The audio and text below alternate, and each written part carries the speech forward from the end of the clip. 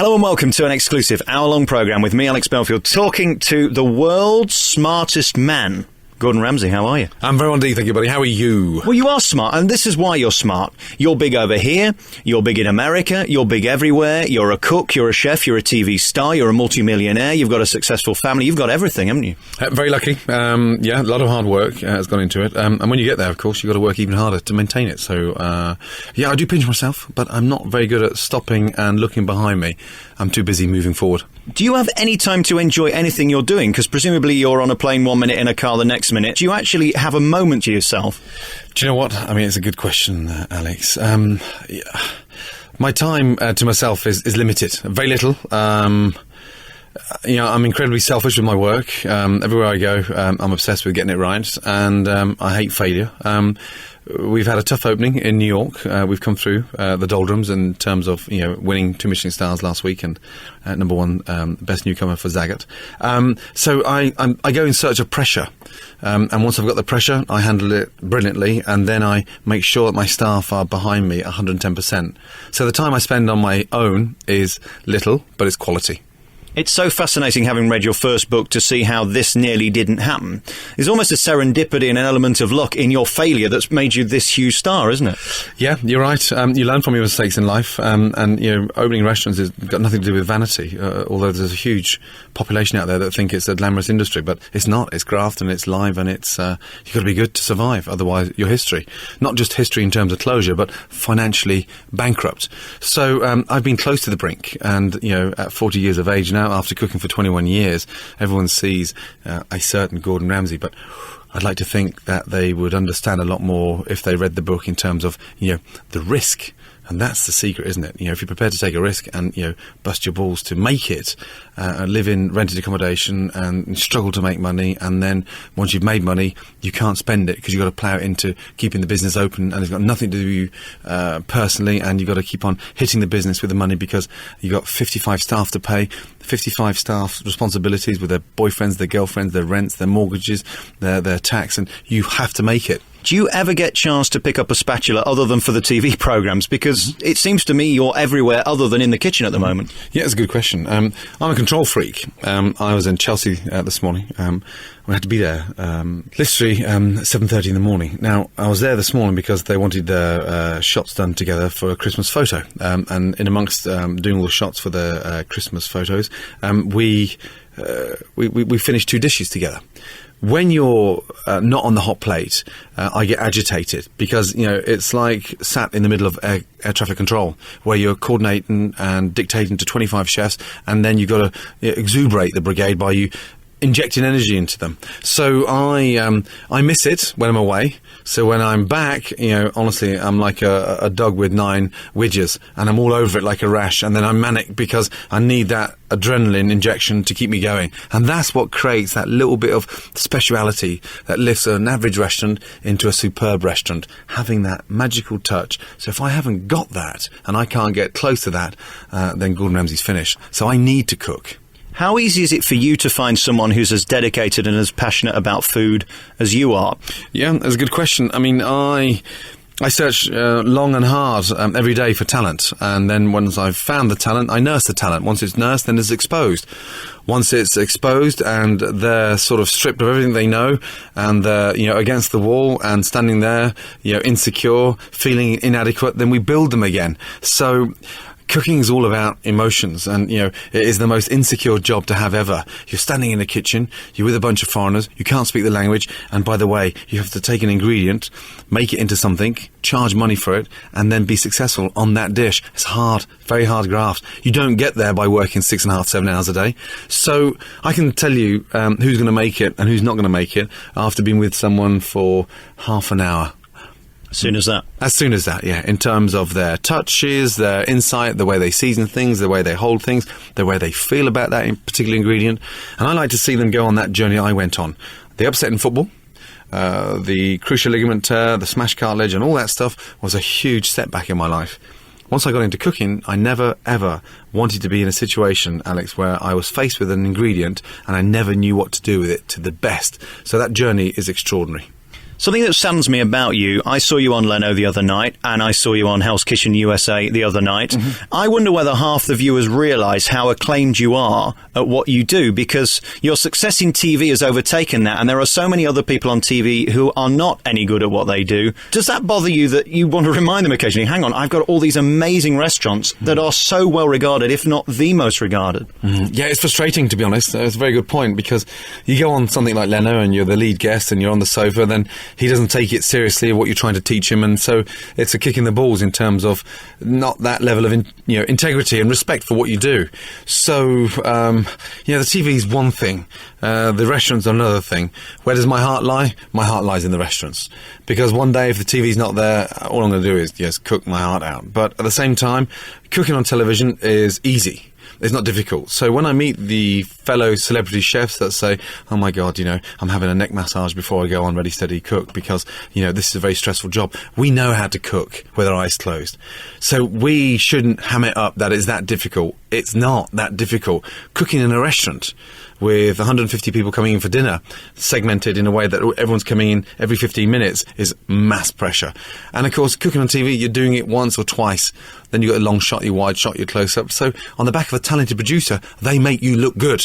So you can't be good at your job in front of the producer, then forget it. So when I talk to young chefs about cooking today, and I said, what do you want to do? I want to be a TV chef. I said, right, do me a favour, take off your whites and piss off. You haven't got a job here, because you don't come into this game to become famous. So I'm a real chef before a TV chef. I hate the word TV celebrity chef, because cooking in the Premier League of restaurants where we are is all about understanding, finesse, palate control, and pushing yourself to the absolute extreme.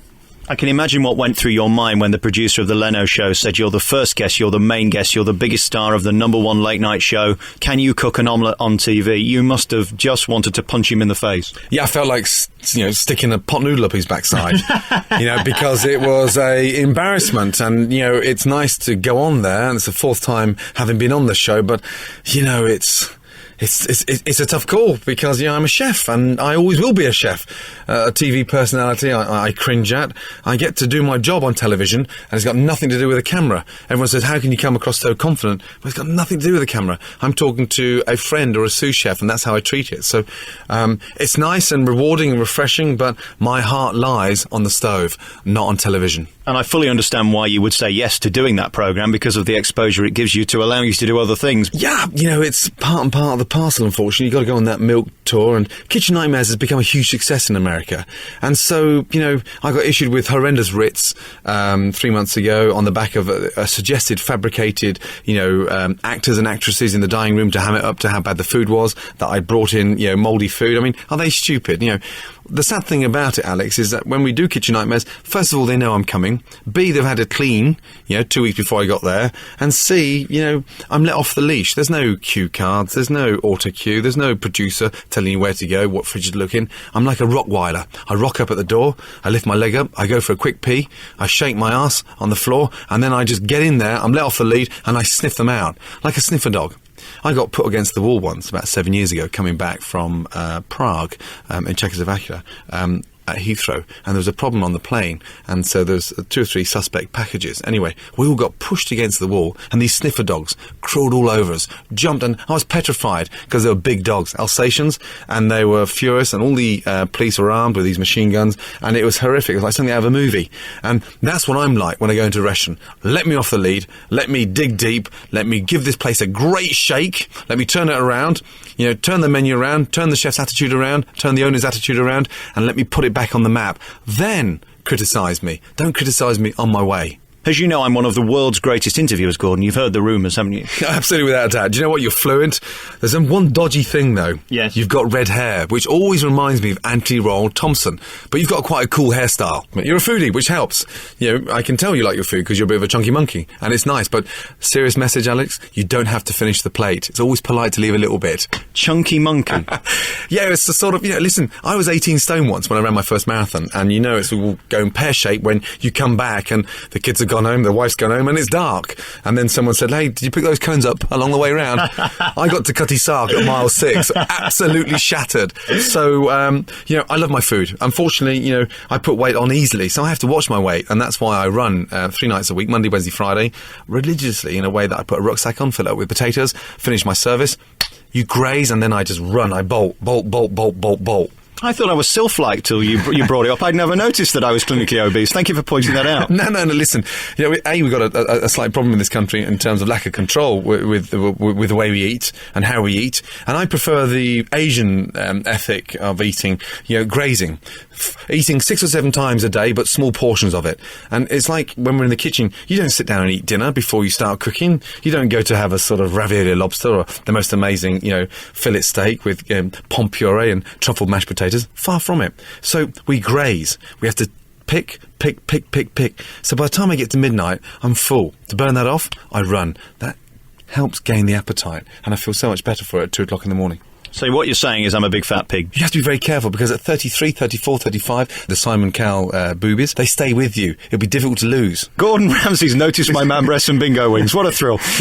Last night I went for a dinner in London and I had 3 langoustines, £36 for 3 langoustines. Can you possibly justify that in this country? No, I mean, langoustine being Dublin Bay prawns, of course. Huge, succulent prawns, but I mean, 12 quid a prawn. I mean, that's, for a nation that thrives on prawn cocktails, that's an expensive prawn.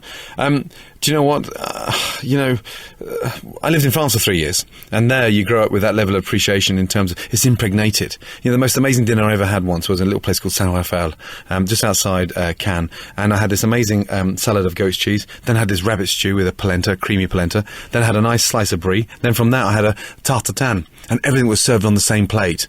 There was no pomposity, there was just no clearing of plates, no crumbing down, but the flavours were amazing. And then I went out after that dinner and sold Christmas trees in the local courtyard to sort of gain money to sort of pay for my lodgings for the next week. So, in this country, there's a level of snobbery now around food. We've got this boom of organics because it's going to make you feel better, and, it looks better in your basket because you're travelling through Gloucestershire and you're buying from an organic farm. Well, we have organic Pizza Huts now on the King's Road. So from a chef's point of view, it's really frustrating. Organic is nice, there's no two ways about that, but the traceability and the level of integrity applied to cooking has to be all about flavour and nothing more. Not junk, not quick. And, fast food doesn't have to be junk food. That's the difference. I was lucky last night. It was a review I didn't pay. If I'd have paid and the bill came to nearly £300 for 2 of us, I would have been absolutely heartbroken. Why do I have to pay that much money in this country to get an amazing meal? Yeah, £300. Can I say that's a lot of money? If my mum knew, that you had spent £300 on dinner last night, that would do her for 2 months shopping down in Bridgewater in Taunton. 300 quid is ridiculous. There's no two ways about that.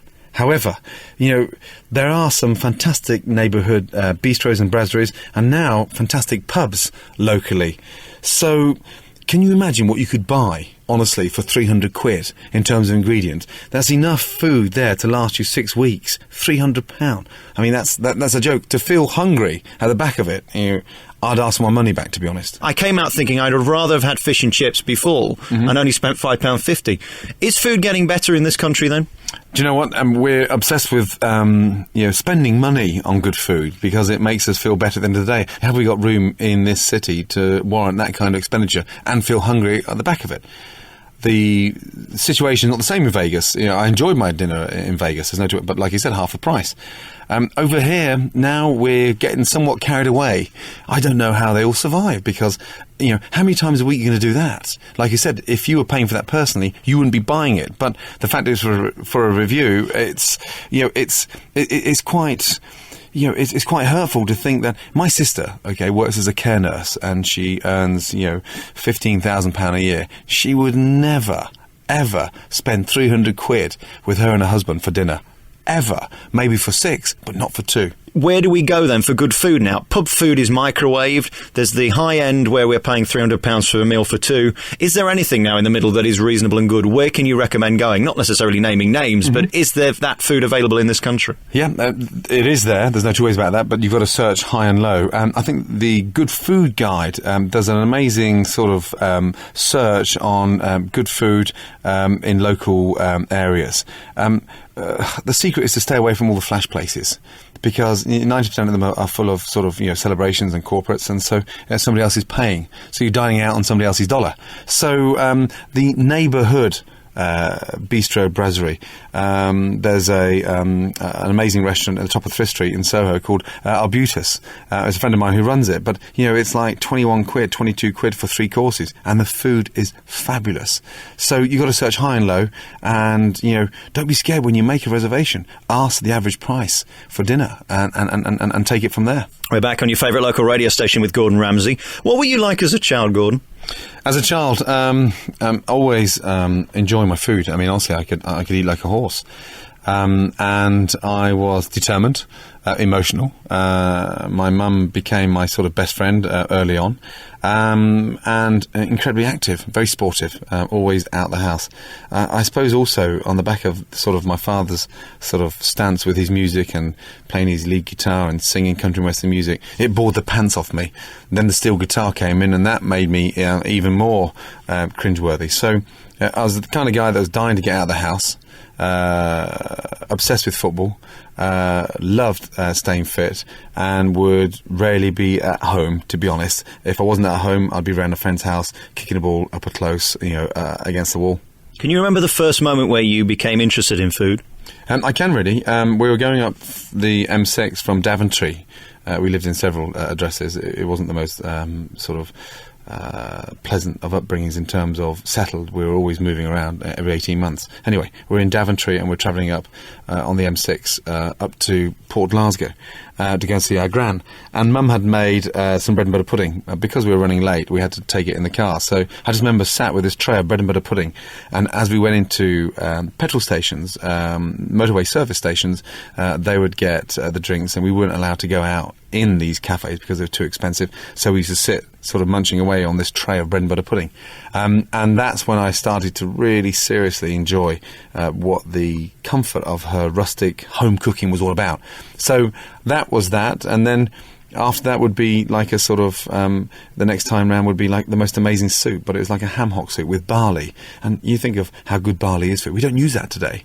It's like dumplings, on the back of the pasta phenomenon, and how everyone's excited about gnocchi and tagliatelle and tortellinis and raviolis and spaghetti. No one eats dumplings anymore. So a lamb stew, a ham hock, soup with barley and dumplings. I mean, that was fantastic stuff. How did that then manifest into you wanting to be a chef? It's not an easy job by any stretch of the imagination. Every chef I've ever interviewed works about 20 hours a day, literally. No, it wasn't an easy life at all. To be honest, food found me by way of an accident. The smashed cartilage and then the horrific injury of cruciate ligament. When you're released from your dream, and I remember coming out of that office and absolutely holding it in, about to bawl my eyes out, the fact that I'd just been released by Rangers, my dream. You start getting frustrated with your girlfriend. She gets frustrated with you. She calls you irritable. I call her irritable, and then we separate. And then Mum and Dad are going through a divorce at the same time. Where'd you go? I went to see a careers officer back down in Banbury, and then I got into a HND foundation course. It was a special course, a foundation course in catering, and that's how it started. I couldn't afford to go full-time as a student. We didn't have the money. I needed to work. So I worked in the industry in a little place outside Stratford-upon-Avon called the Roxton House Hotel. And then I went to college 1 day a week and worked 7 days a week.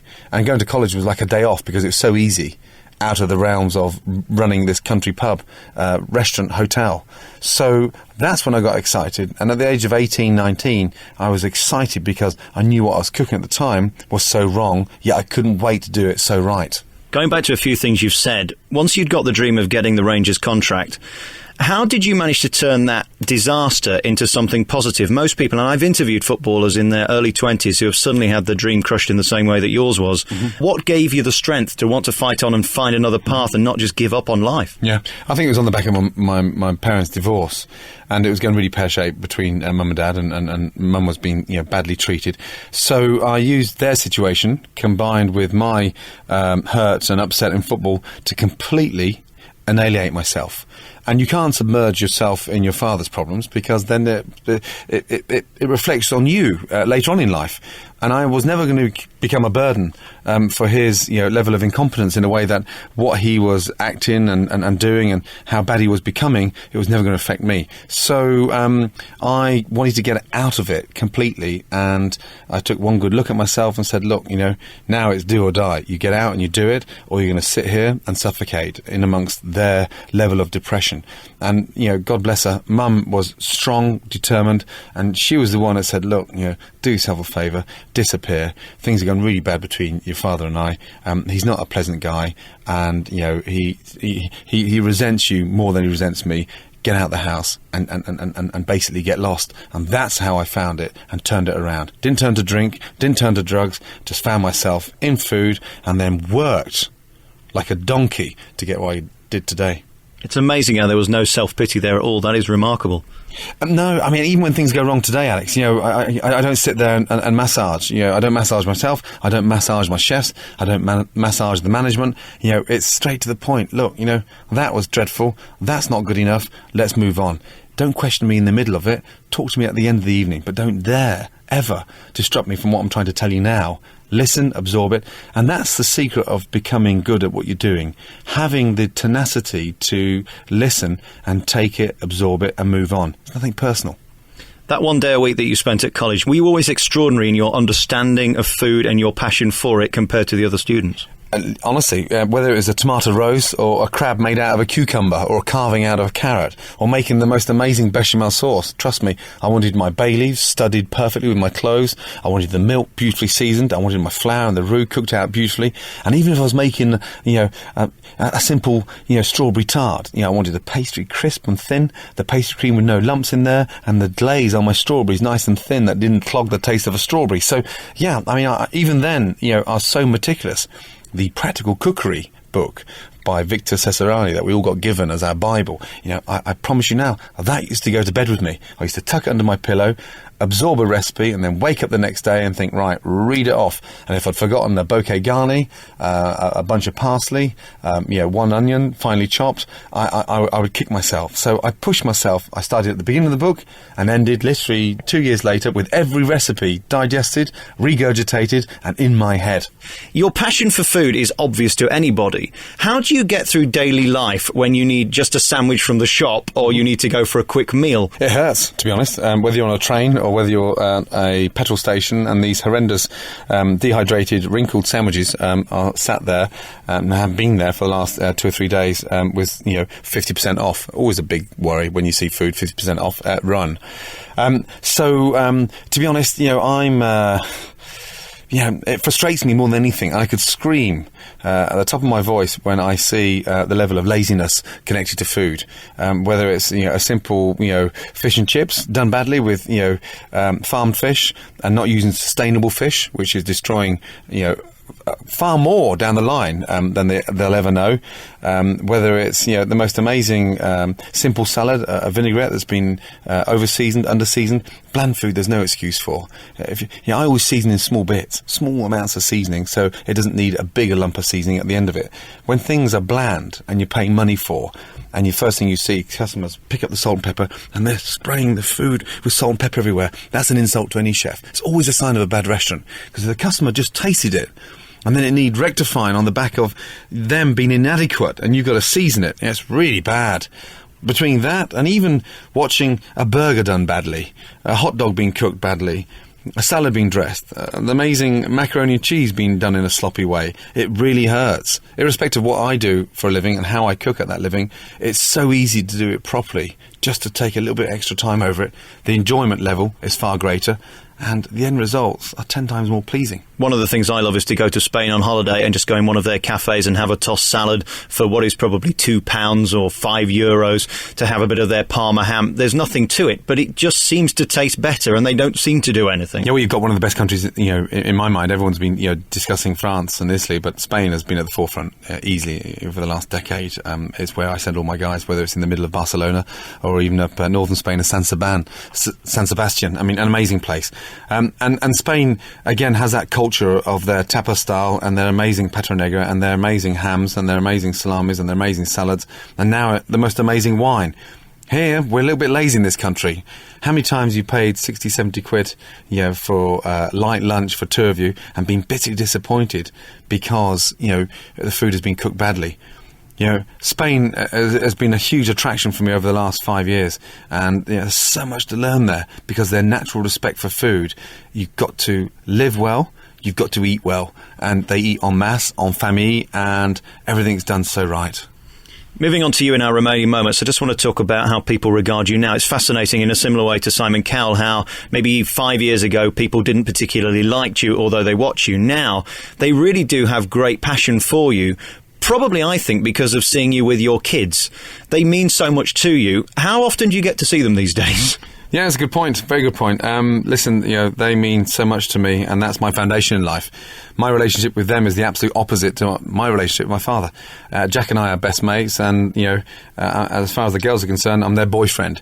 So they're going to marry me when they grow up, and, I tease them. I've just got back from the States, and on the back of, their half term, they were allowed to come out and spend, 10 days with me. I was, sat at the Beverly Hills, and they're all sat there on their sunbeds, and they're ordering smoothies, and it was like, my God, you've got no idea how lucky you are. So we keep it real. They had $1 pocket money each and every day, and I want them to grow up with that level of respect that it may only be 50 pence, but it's $1. It's paper, it's money, respect it. If you want to buy something that's going to cost you $8, then you wait 8 days to buy that. You're not getting an advance from me. So I'm over firm on my children because I'm in danger of spoiling them. So I, give, unknown to them, Tana and I give away 90% of their Christmas presents. They don't even know they've had. Mum runs a refuge in Taunton, and they don't even get rewrapped. They just don't get unwrapped. They get sent straight down to Taunton. They visit Great Ormond Street 2 days before Christmas Eve as well. And then on Christmas Day, when they know their father's going to work at Claridge's, they'll come in with me, wish all the staff happy Christmas. We'll have a late lunch, really late, 4:30, 5 o'clock in the afternoon, and then they get one present every year. And whether it's a bike, they don't sit and waste time on an Xbox because that's unhealthy for kids to sit there and get addicted to a screen and get lazy.